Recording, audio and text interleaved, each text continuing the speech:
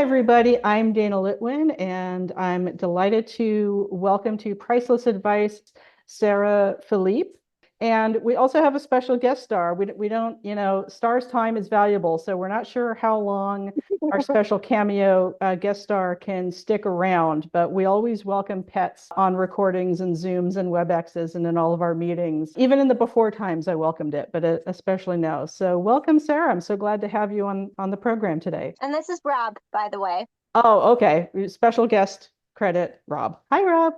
I wanted to talk to you, Sarah, because you've got an excellent webinar that you've done with Live and I think also CCVA on engaging neurodivergent volunteers. And we also had the pleasure, each of us in different ways, to be involved with the ADEVI DEI Equity and Action Toolkit, which is coming out on and is out by the time this airs, will be out for free on VolunteerMatch. And Faiza Van Zant got us all involved with that project. And I led a working group that was planning and advocacy for volunteer involvement. And you were in a different working group. And so I know what my group did, and I want to hear about what your group did with that. So wherever you want to start, we can start with your workshop and webinar on the topic of engaging neurodivergent volunteers and accessibility and inclusion, and work our way into the ADEVI work as well. Yeah,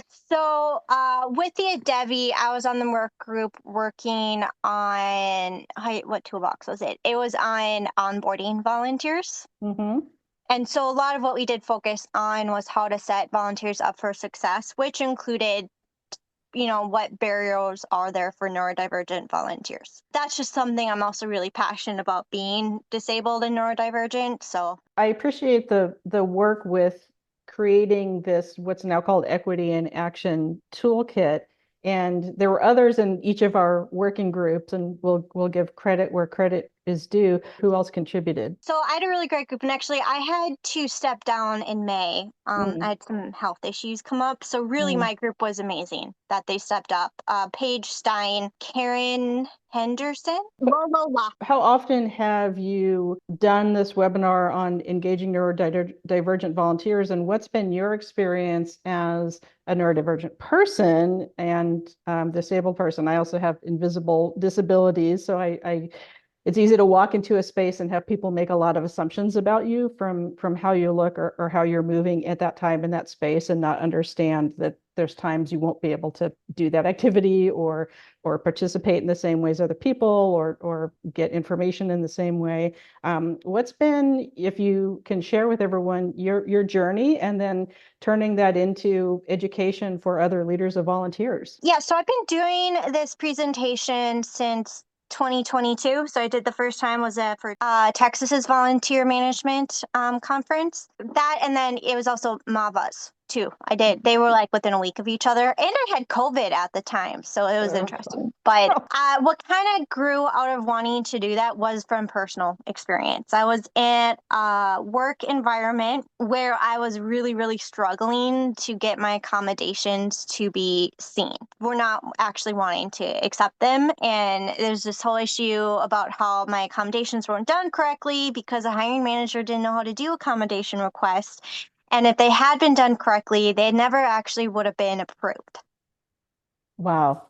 And so it was a back and forth for about a year and a half of working with, back and forth with them and HR. And then I ended up being let go last September, because of their attendance policy, which my accommodation request was directly related. I do need a flexible schedule, and attendance is one of part of that, and they just weren't wanting to do it. And so it just was an incredibly toxic and stressful environment, and just felt like it wasn't that my voice wasn't heard.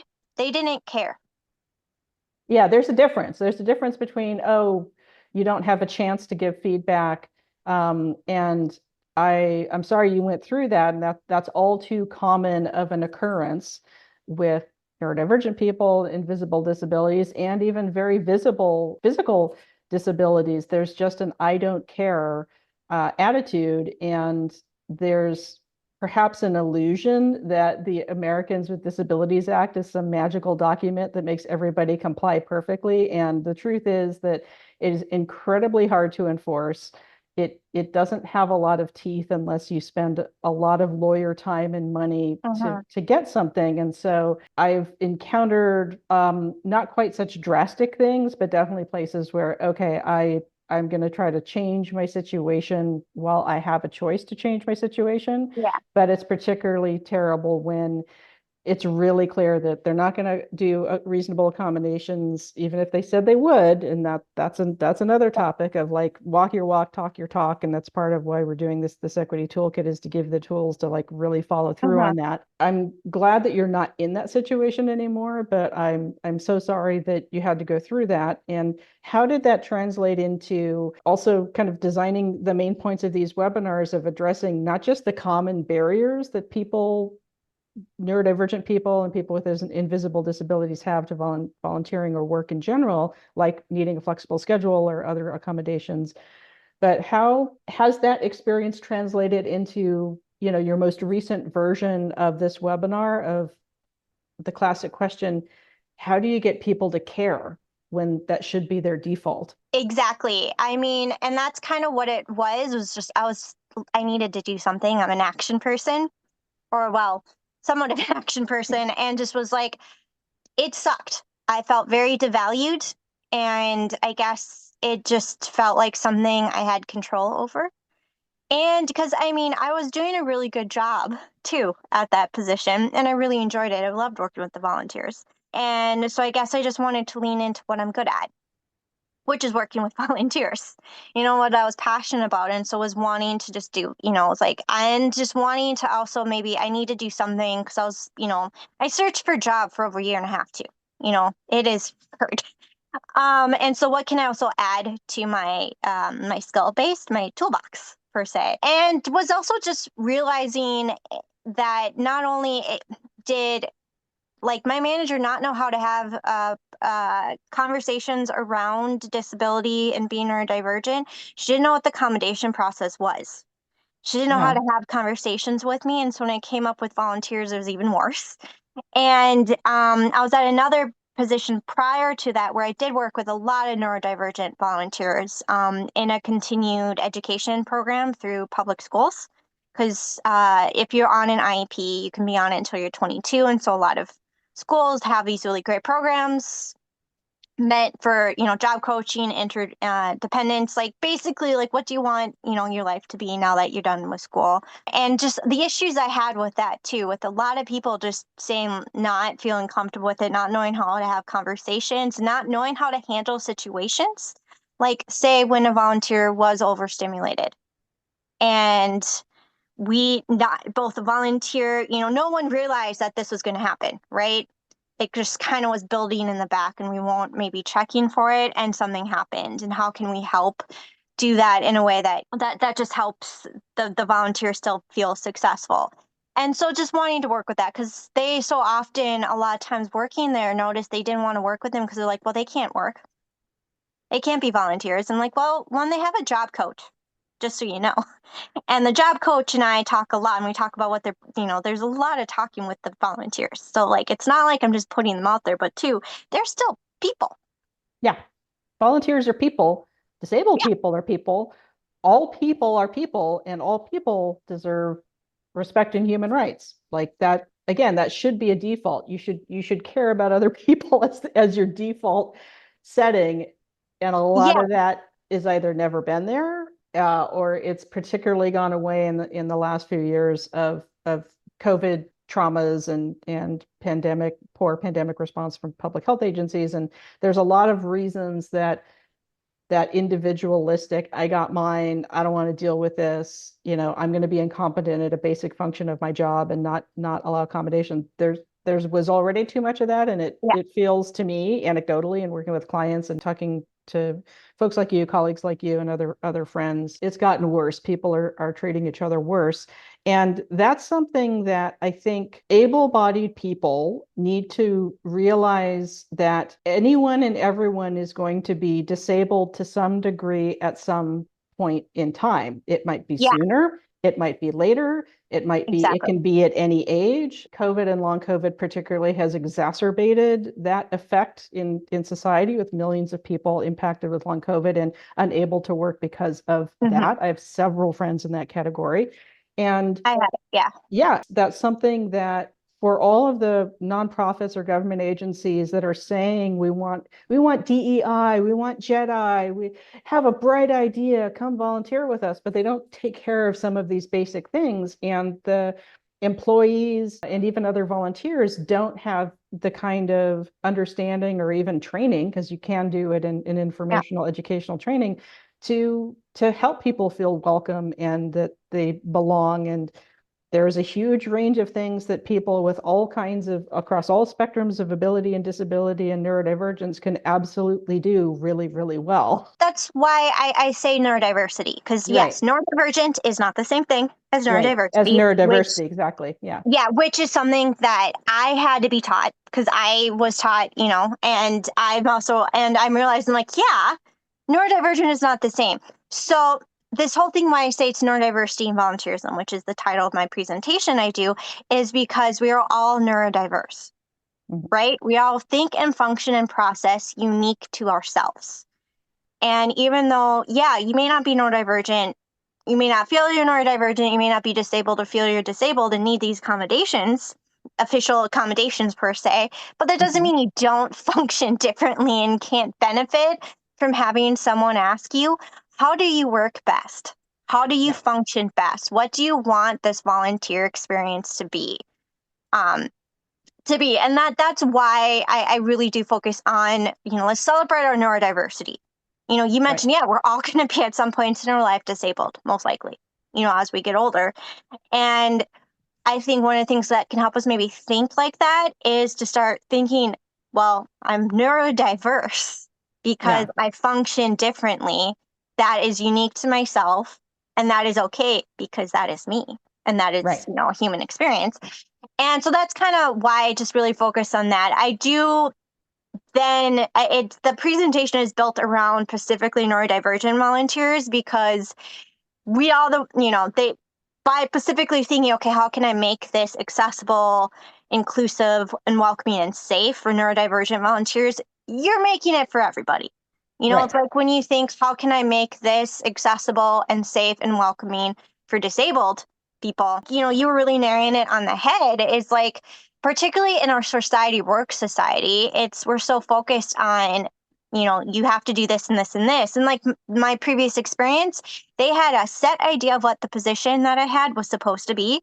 That when I came along with more experience than they were wanting, they were like, I see this position as more paper pushing and admin. And I'm like, my experience was a lot more than that. And also I needed just more supports. They're like, no, this happened to me again in January when I got offered a job, Mm-hmm. and it was rescinded once HR got involved Mm. and found my accommodations to be unreasonable. No, And no humans accommodations are for basic comfort and functionality should be considered unreasonable. But until you understand the lived experience of any level of disability or neurodivergence that is not as acceptable to mainstream American or Western culture, that safety net that people think is there, or legal means that people think are there, are essentially not going to help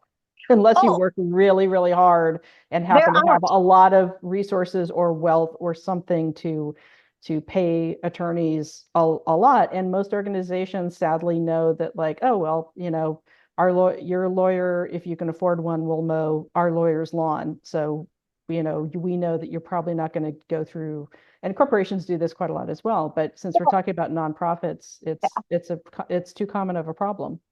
No, even more than that. Yeah. I talked to, so at the one I was let go from, I think five labor work, all lawyers who focus on that. Yeah. None of them worked with accommodations. Yeah. And It's a then specialty. with what happened, and even if they did, not my issue. And then when what happened to me in January, I went to the Minnesota Department of Human Rights. Yeah.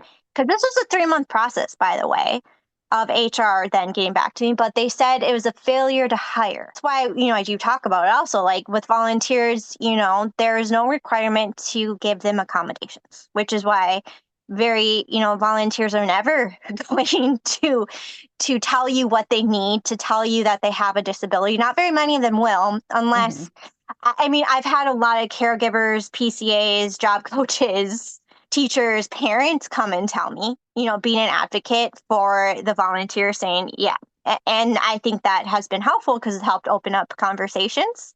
But the volunteer themselves isn't, because they know that there's absolutely no reason saying. And so that's why I just really like to get these conversations started around neurodiversity. And particularly, I want to get them thinking about their own neurodiversity. I ask a lot of thought questions, because I'm like, how are you going to know how to be neuro-friendly, neuro-accessible, and inclusive if you don't know what you need for your own particular brand of neurodiversity? Right? And so I do ask, how do you learn best? How do you think? What's your communication process? What's your sense of psychological safety? What does safety and belongingness mean to you? Because I really think that you have to start having these internal conversations with yourself and with your organization to really understand then how to make it. And so that's why, mine, I don't have too many activities, but the biggest thing, because I realize it's a lot of information I give and it's a lot of thought. And so I more want to encourage people to think about that. Like, I want them to get away from this presentation, start thinking about what they need and not and that they deserve it. To need accommodations to do your job, it isn't wrong. It doesn't make you wrong. Right. And so if you need a volunteer who needs accommodations, and I want to start adding this in my presentation, I want to start asking, what accommodations have you done for volunteers? Because I want to start sharing, because there's some really amazing accommodations that people have been able to come up with their volunteers that have been amazing. Or whose staff who worked with the volunteer came up with a great way to figure out how to best work with the volunteer. Yeah, it may have made it a lot of accommodations and maybe changed the position a lot, but it worked. Yeah. And I want to say for everybody, it's not putting extra stress on the staff. It's not putting extra stress on the volunteer or the organization. It worked, right? And so that's more what I want to get them thinking, is that you yourself should be allowed grace. Yeah, grace is very much needed these days, more and more than ever. Grace, respect, compassion, understanding. One of my favorite illustrations or cartoons of everyday ableism, and that how accessibility helps everybody this is a classic cartoon. I've shared it in webinars before. It's all over the place. I'll put a link to where you can find it. But it's basically an illustration of a school that has steps and a ramp, and it's been snowing. So maybe it was in St. Paul, Minnesota. Maybe that's the original cartoon. Probably not here in San Francisco. They're clearing away the steps, and there's a student in a wheelchair, and the janitor or ground staff are getting the snow off the steps, and the student's pointing out, if you clear the snow off the ramp, everybody can use the ramp. Not everybody can use the stairs. And so framing it that way, I found with people who, it's great. It's fantastic that you encourage people to examine their own neurodiversity, because that's also a good way. And there's exercises within these toolkits that we're putting out on VolunteerMatch to assess. It starts with what's your internal bias? What are some of your assumptions? What are ways, even as invisible or visibly disabled people, we still get really deep ableist programming from society all the time, especially again Western society or a capitalist type economy, where it's like you have no worth if you're not productive. And that unconscious message is drilled really deep into people until you start to ask them to pull at that thought and is that a real thought? Is that an assumption? Did you just learn that being enculturated in the world we're in today? And how can you change that in yourself so that you've got grace for yourself and you've got grace and compassion for more people? But that accessibility help benefits everybody. Every accommodation benefits everybody, including work remote or work hybrid or flexible schedule. That's a core part of anything that's going to take barriers away from people volunteering anywhere on an autism and ADD, learning abilities, learning styles, communication styles. Like you said, that neurodiversity covers a lot more things than thinking about it as just, oh, it is only neurodivergent or disabled. Like that's maybe mixed in with someone's whole person. Getting accommodations in will help every and any other volunteer or paid employee that needs to work with that organization. I remember the first time I did the presentation to my dad, who's been in business, 40 plus years, and my brother, who's a school psychologist. And I remember my dad saying, this is just what we should do with everybody, though. And that's kind of where the focus on, well, we're all neurodiverse kind of stemmed from, is he's saying, well, you should just do this for everybody. I'm like, yeah, that's the point. That's the point. We should. We all need to. We should. Yeah. Well, because also, thinking about it again, people who are disabled, neurodivergent, I think I'm on maybe the lesser side of the fact that I've just started telling people I'm disabled and neurodivergent, because if you're not going, because I've just had issues where when I've waited until I was hired and said I had accommodations, look what's happened. So I just rather get that off and say it right away. But a lot of people don't, right? And they don't, a lot of people don't, or they don't identify like that. And so I also, again, by asking everybody, it doesn't make it seem like it's special treatment. It doesn't make it seem awkward or make someone feel worried to disclose. It makes it feel like, oh, yes, this is just what we're going to do. Like, really, instead of having an accommodations process, get rid of that. And let's just say, hey, what do you need to work best? A meeting with with the people. Yeah. Like, what do you need? Not just saying what accommodation. Yeah. So I know it's trying to change that way of thinking. And you start changing ways of thinking and behaviors by paying more attention to the language and how we talk about it as well, both our internal dialogues or self-critics, or that, because it's a very real fear. It's a survival fear. I am fortunate enough to be in a situation where at my current point in life, the disabilities that I have are not impacting me economically or negatively, but there's friends that I'm running GoFundMe's for who have to be on Medi-Cal, Medicare on disability, and a lot of people who don't identify as disabled or believe themselves to be able-bodied and don't attach any other labels to themselves, like neurodiverse, they may not understand that most disabled people are forced by what's left of the social safety net, which is in shreds, are forced to stay in poverty, are limited in amounts of cash they can have on hand, despite GoFundMe's and everything else. And so that it does turn into, if you haven't experienced this, good on you. But if it's not in your lived experience, being poor is a full-time job.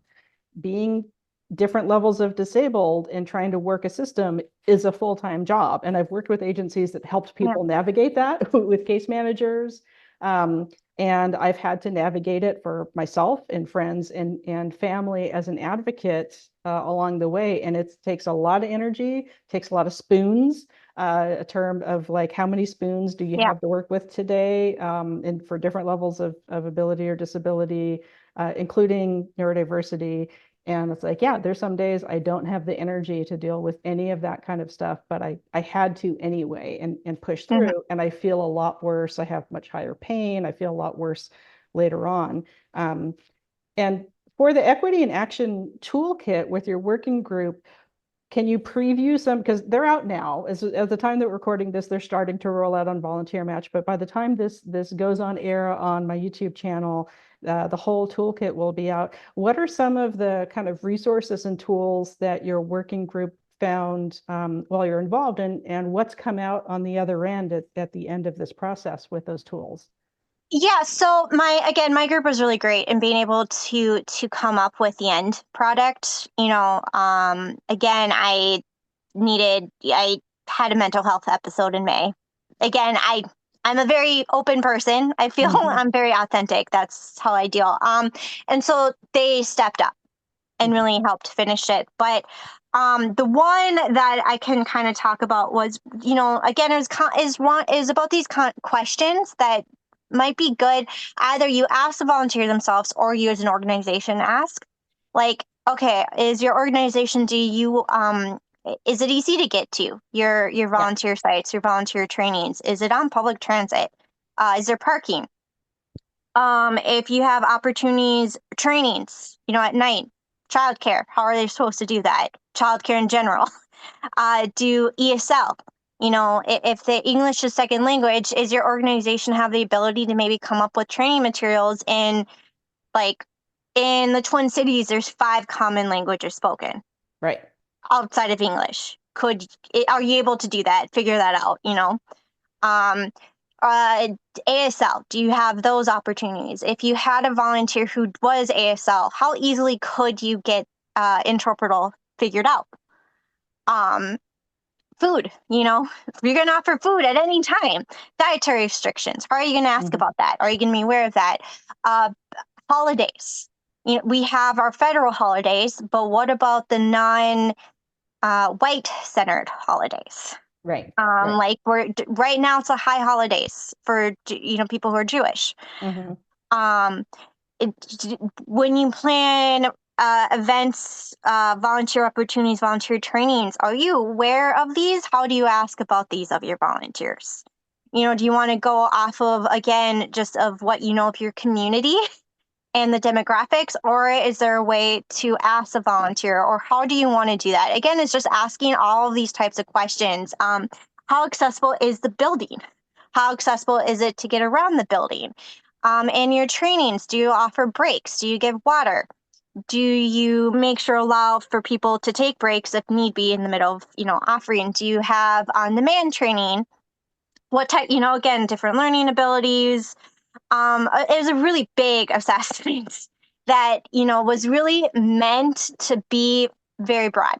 Whether you come up with a questionnaire to ask the volunteer before onboarding or onboarding. So again, this was not meant to be the initial information grab, because that in itself is, well, it's a lot. Who's going to want to do that?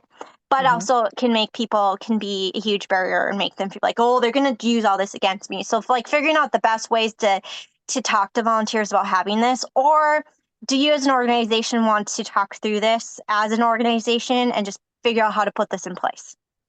Yeah, and that aligns really well with something I figured out some years ago that I teach all the time, which is the 3 C's of a happy team or happy volunteers, which is always thinking about their comfort, their convenience, and their connection. And within that, you naturally get thinking about how you work best, whether it's officially called accommodations or just how do we work best together? How do we best work with you? How do you best work with us? And under comfort, do you understand the training? Is it in a format that matches your learning style? And I love that all of those got distilled into, because it's what you produce, and talking about that tool specifically from your group. It is one of the really deep dive, like more complex and interesting tools, because it is greatest. It's basically works as an assessment checklist or an assessment sheet individually and for an organization. And it's always a lot better to adopt something across an organization like service enterprise or using these toolkits to the whole organization than to try to piecemeal it person by person or department by department or team by team. But under convenience in the 3 C's, it's technology, time, and transportation. And most of the 3 C's have to do with those basic economic barriers. I can't afford to volunteer. It's costing too much out of pocket in money. It's costing too much in time. It's costing too much in working around. I'm not comfortable with my work setup and it's not very accommodating, and I'm not going to stay. So if that's happening to paid employees are being treated badly with any kind of ability accommodation requests, which is the official HR term for it. So I'll just use that term just for this example.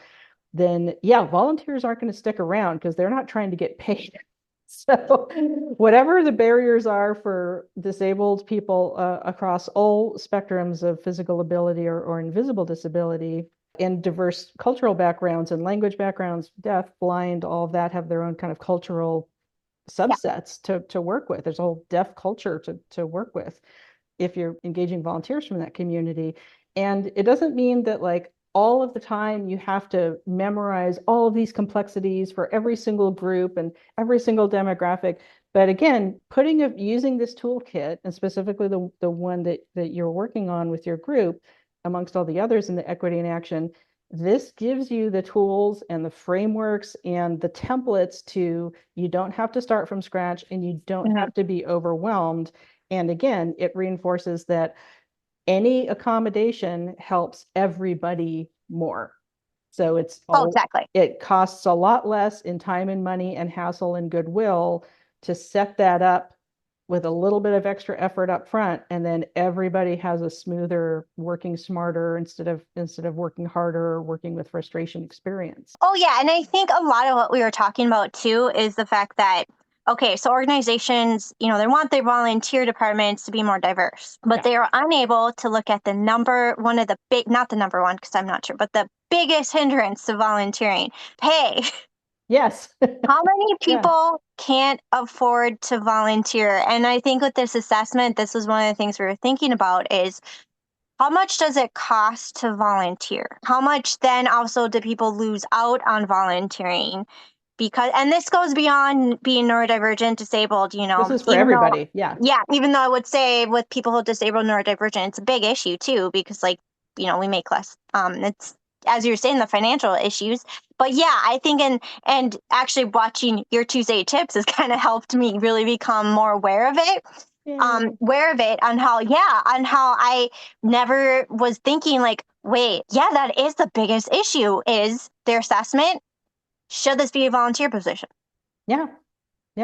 Is it so much work that you really should be paying someone? Is it so much expertise and so many hours for such a long project? And that's its own conversation, is like, is this really appropriate for a volunteer, or is this too much to ask of someone too intensely? And that can also go across the spectrum. You can be a volunteer scientist climbing a glacier, and you have the time and personal resources to be able to do that. And you can also, be someone that, I'm on Medi and I'm not allowed to get paid for anything, but someday if I'm, cured of this of a disability that I have, it's temporary, or recovering from an injury or whatever it is, at least I can build up some skills on my resume, and it doesn't mess with my benefits. There's a lot of that in the balance. And I think the other thing, because didn't the Chicago Art Institute, they fired everybody a couple of years ago. Everybody, all the docents gone. All the docents gone. Yeah. Yeah, and I've used that as an example. I'm like, because I realized that a lot the demographic one was a very specific set of people who, yes, had the privilege to, which is awesome. And I'm not saying you should get rid of those people. Yeah, who are you missing out? And I think, again, that's what we were kind of talking about. I remember in the conversation, it's actually what I talk about too, is who are you missing with your volunteers? Because you want it to be diverse, which is wonderful, but who is missing and why? And wasn't that one of the issues, is because, the art students weren't able to afford to volunteer. That was part of it. And I've worked as a consultant and directly with agencies when I was their paid employee to shift the culture of the agency, where they think they're a pretty progressive agency, or they think they're pretty accommodating, and they're the letter of the law. The laws are terrible and not nearly up to snuff for protecting disability rights or just human rights in general. And there's always this line that somebody in leadership doesn't want to cross. There's always, it's a budget line, or it's one of their personal biases, or like, I'm just uncomfortable with someone with tics, physical tics. Like, so that's why it ideally is organizational wide in policy and practice, so that people just plug into, now we do this. The ramp is going in. That helps everybody. That helps everybody move around better. Great. There's a railing. Jim just had knee surgery. Great. He can be on his crutch and do the railing for 3 months while he recovers. So again, that idea of, if you haven't had the lived experience of it, just taking a little bit of going through this tool in the toolkit as an exercise of, okay, individually, my own biases, my own experiences, my own Mhm. kind of neurodiversity, wherever I feel like I end up on any kind of scale. And then opening that up, and that makes it so that it's not as complicated. If you have accommodations in place, you don't have to think about, oh, okay, if we already set up, here's the kosher and halal Yeah. shelves on the fridge. I used to have to organize giant family harvest feast events where we had like, there's kosher food, there's halal food. Let's make sure it's a harvest festival, that it's not on Rosh Hashanah, which is always happening in September or October. Yeah. And Ramadan, we've had Yeah. accommodations with summer interns with conservation agencies. Like, if you can't eat or drink in daylight hours for a faith observance, I'm going to absolutely not make you go outside with chainsaws all day in 100-degree heat. Like, there are Yeah. very simple choices when you really dig down into it. It's like you can do inside research and make biofacts and props in the nice air-conditioned office building for a month, and then you can go back outside with a Or chainsaw.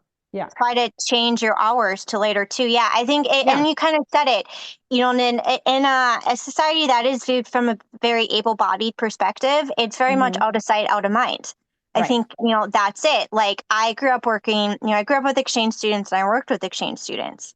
And we've had my parents hosted a lot of students who are Muslim. Yeah, I Hmm. can't tell you how many things you had to think through, small things you had to think through with that, particularly like around Ramadan. Yeah. um, or helping students, what the education students and families needed to understand around halal, Hmm. and that halal, there's similarities with kosher. It's not necessarily back and forth, but yeah. Right. It's not a And direct connection. It's not exactly the same, but but you can still accommodate both of those pretty easily. yeah, maybe don't serve hot dogs, or just like, Yeah. or have if you having a pizza party. Like, I worked at Macy's with a lot of women, a lot of Somali women, and when they would do pizza overnight, well, one, I couldn't eat it because I'm gluten free, and the manager then was like, "Here's a gift card to Noodles there. Please go eat."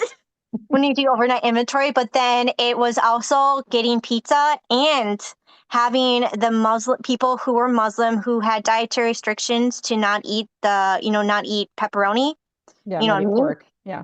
Yeah, pork. Well, no, or just people who are vegetarian too. Also Um, that. Yeah. yeah, they went through the line first. Yeah. It was just common that they did that first because, like, they is for it to it ensured that they could eat. But part of the reason that that was like that is because, yeah, there was a manager who was also Muslim. Yeah, it was out of sight, out of mind. You don't think about this until it affects you. And I've had volunteer appreciation parties with agencies where we specifically label gluten-free, nut-free, vegan, vegetarian, and I make kind of a housekeeping Yeah. announcement before everything is served. It's like, hey, all of you omnivores that can eat anything, hang back for a minute. Let everybody get at least their first serving of what they need to get, because the time when I was very first working for this agency and throwing this party for the first time, the locust descended, and people who could eat anything took like a big scoop of all of the other specialty foods and then piled on all the meat and all the bread and all the milk, dairy products and everything else, and had a few people had a big giant Yeah. plate.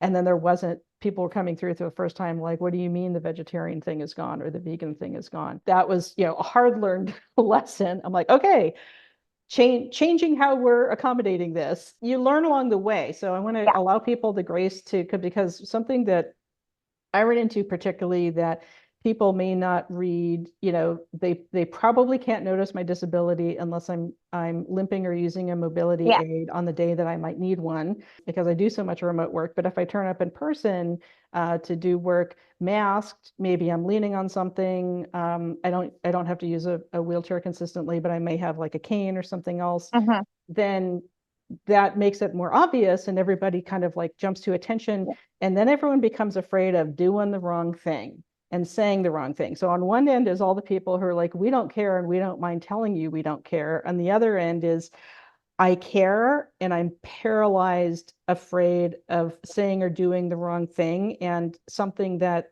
has been a lesson in life in general, but especially I think with all the working groups and the Equity and Action Toolkit, is have grace with yourself. Everything's a work in Exactly. progress.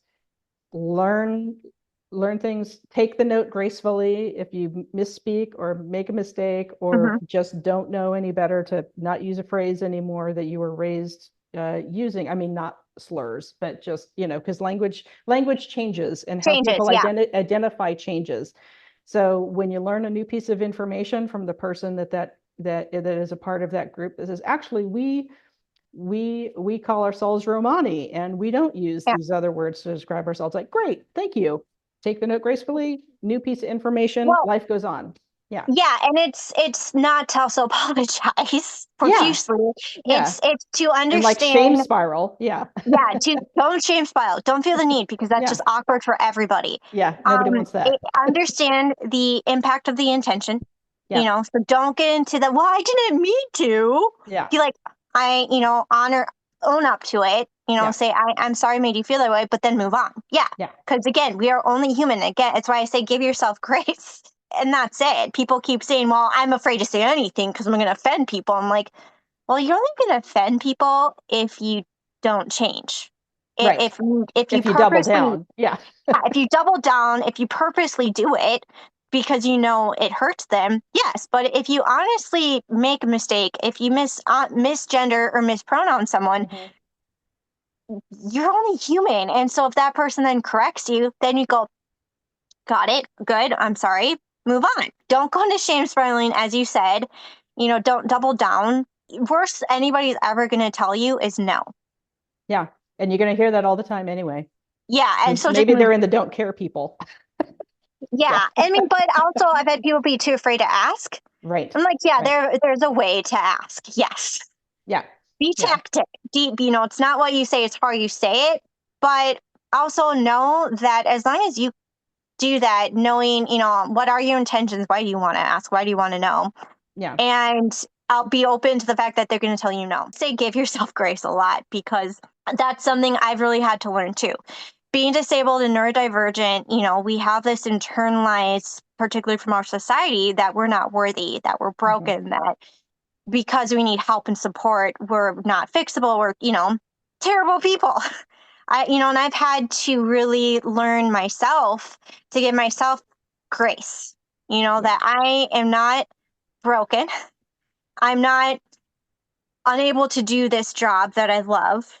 It's a lot of what I do with this presentation has come from my own experiences, and also why if you see my presentation once, you've seen it once, it's going to change. But I like that because if you've met a disabled person, you've met one disabled person. So it's all about to celebrate the diversity of human experiences. And it's what I'm also really, really excited about this equity toolbox is as well. I'm really excited, and I'm so even more excited about what's going to happen. I can't wait to see what it's going to grow into. And Faiza Vinzant of Council for Certification in Volunteer Administration, CCVA, spearheaded this equity to action as part of ADEVI, Assessing Diversity and Equity in Volunteer Involvement, which is an ongoing research project. There might be a part 3 in 2025. We'll see if it gets funding, with Professor Mark Hager, University of Arizona. And again, there's grad students of his that have helped out tremendously in the process, along with all of us,